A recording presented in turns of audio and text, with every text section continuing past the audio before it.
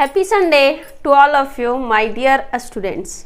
चलिए फिर से आपका एक बार अखिल ऑनलाइन क्लासेस में हार्दिक स्वागत है। तो आज हम लोग संडे को सेलिब्रेट करने आए हैं कुछ इंपॉर्टेंट क्वेश्चंस के साथ, कुछ इंपॉर्टेंट टॉपिक्स के साथ।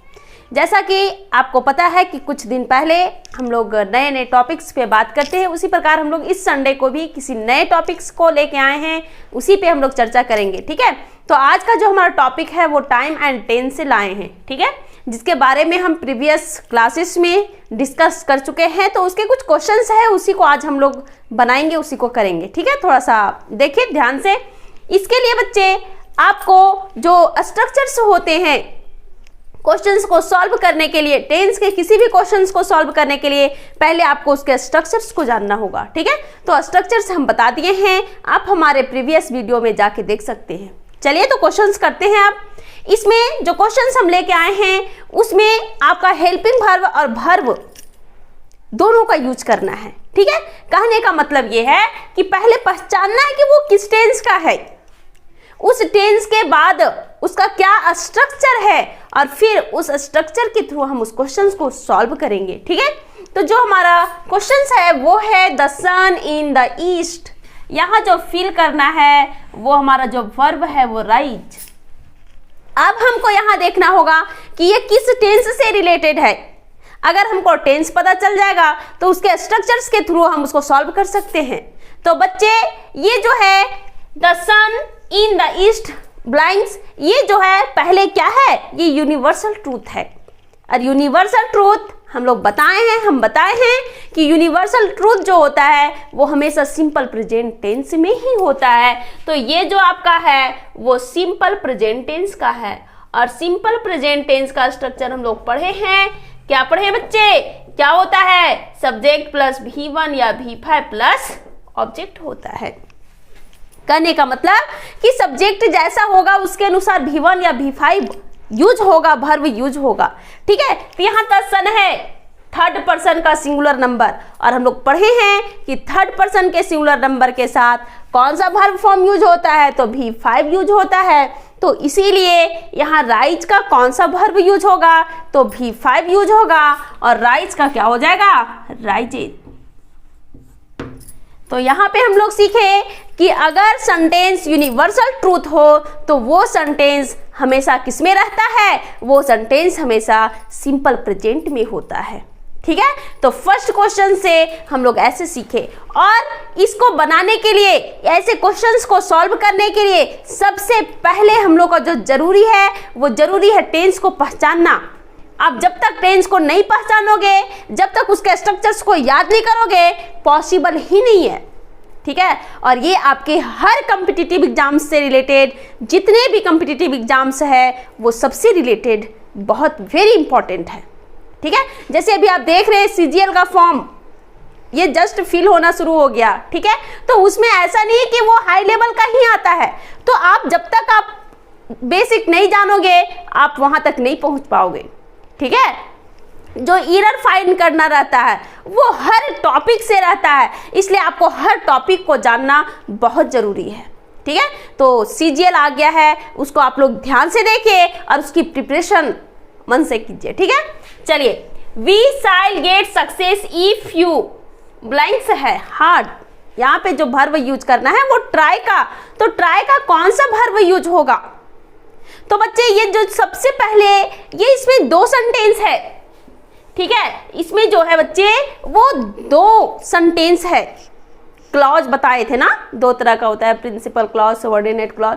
तो यहाँ पे ये जो है ये प्रिंसिपल क्लॉज है, और प्रिंसिपल क्लॉज हमारा जो है वो फ्यूचर में है। ठीक है, प्रिंसिपल क्लॉज किस में है बच्चे, तो फ्यूचर में है, फ्यूचर टेंस में है।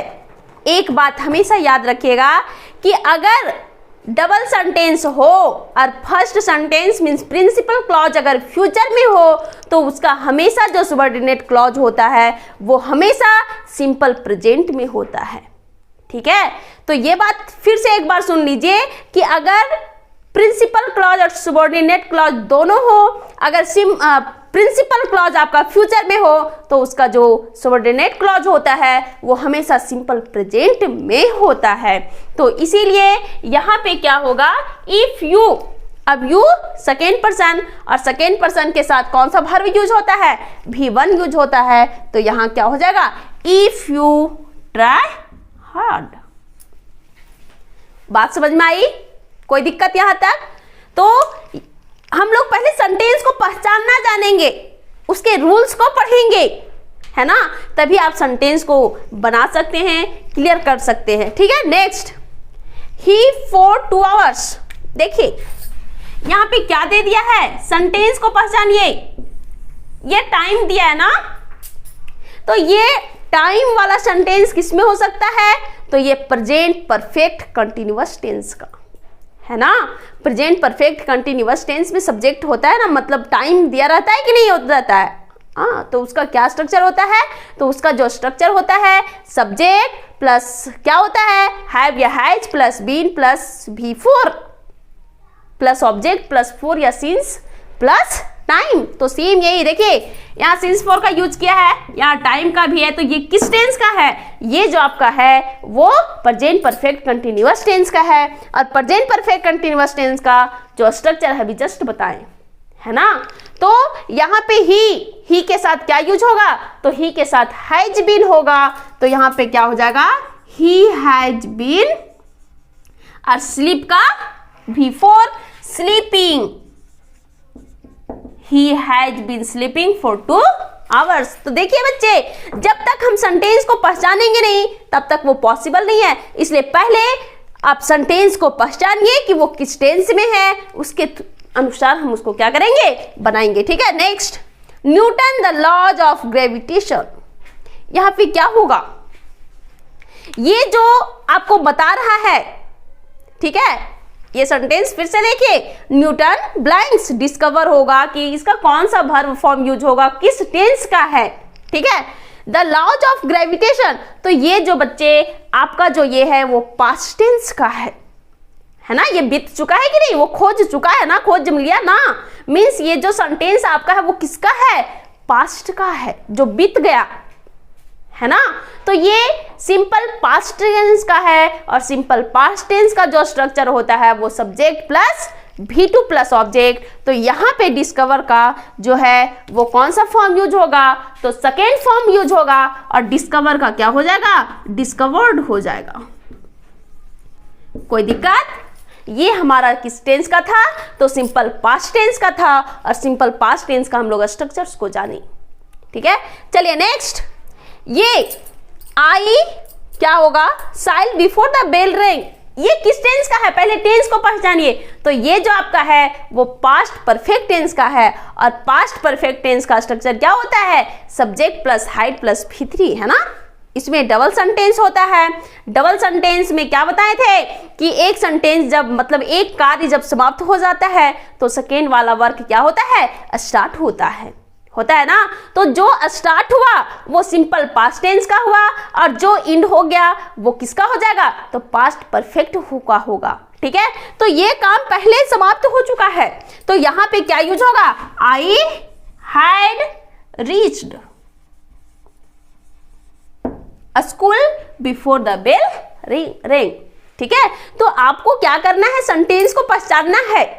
ठीक है, चलिए नेक्स्ट, सी हैबिचुअली लेट, मतलब वो मैक्सिमम लेट ही आती। तो अभी हम जस्ट बताएं कि जहां हैबिचुअल वर्ड हो, ठीक है, जहां रिपीटेड वर्ड हो, जहां पे आपका यूनिवर्सल ट्रूथ हो, तो वो सारी सेंटेंस जो होता है वो सिंपल प्रेजेंट में होता है। तो ये भी सेंटेंस आपका जो है वो सिंपल प्रेजेंट में है। तो यहाँ पे कम का V1 यूज होगा या V5 यूज होगा, तो C है थर्ड पर्सन के भी साथ क्या यूज होता है, V5, तो C हैबिचुअली कम्स लेट।